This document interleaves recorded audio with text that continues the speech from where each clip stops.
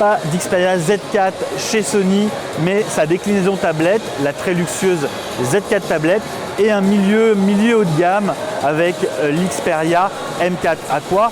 On va voir à quoi ça ressemble. Allez, on attaque avec le Xperia M4 Aqua. C'est le successeur du M2, qui est une machine positionnée sur le milieu de gamme. Le M2 était commercialisé 249 €. Le M4 Aqua sera à 299 €. Donc un prix sensiblement supérieur, mais également un travail chez Sony de monter en gamme. On est sur du milieu de gamme, mais la volonté, c'est de proposer toute l'expérience, tout l'univers Sony sur une grille tarifaire beaucoup plus accessible. Et ça commence avec le design. On retrouve les codes esthétiques de Sony, donc avec évidemment notre touche d'Alim surdimensionnée.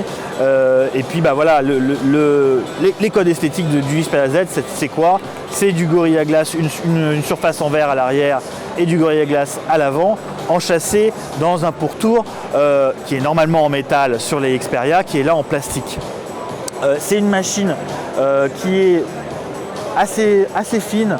On est sur 7,3 mm d'épaisseur pour un écran de 5 pouces, un écran 5 pouces HD, donc de 1280 par 720 pixels.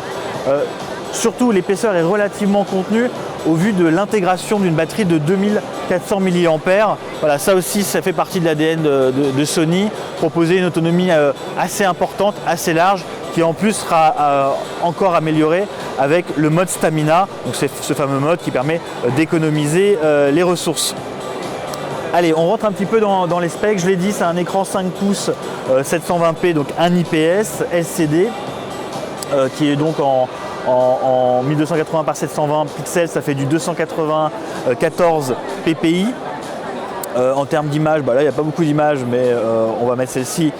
Voilà, ça reste très propre, très convenable en termes d'affichage, en tout cas sur ce positionnement milieu haut de gamme. En termes de capture photo, là aussi ça a évolué. En façade, sur le M2, on avait un simple VGA, un capteur VGA qui était pas forcément le plus efficace pour la capture photo en façade en tout cas. Là, on passe sur un capteur un peu plus important.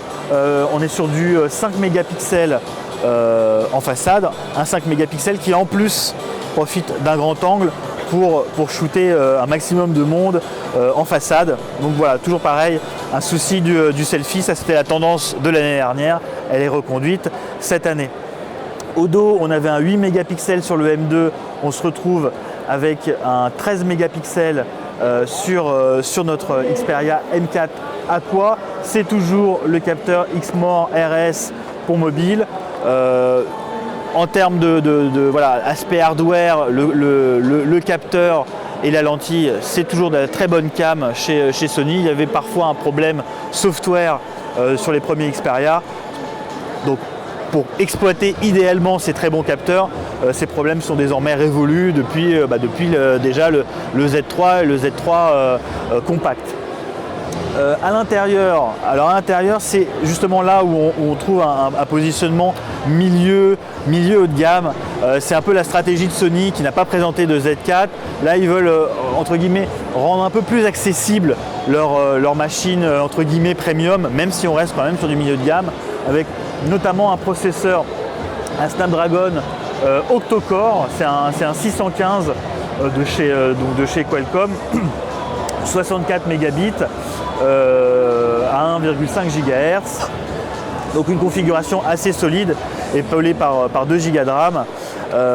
Donc voilà, ça tient la route. En termes de stockage, 8 Go en interne, extensible via le slot micro SD jusqu'à 32 Go. Donc voilà, là on retrouve nos slots pour étendre le stockage.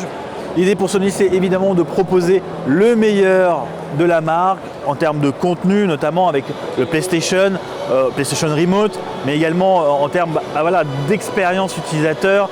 Ce M4 Aqua, pas besoin de le rappeler, il est étanche, résistant à l'eau, à la poussière. Maintenant, ça fait partie de l'ADN de tous les produits, en tout cas le milieu et le haut de gamme chez Sony. Et il y a également Bien sûr, cet aspect son très important chez le japonais, avec toujours les 2 haut-parleurs en façade. Il est évidemment 4G, il sera disponible en juin à 299. Plutôt beau produit, plutôt belle proposition de la part de Sony sur ce moyen gamme. C'était Alexandre Billot pour CNET France. Merci et à bientôt.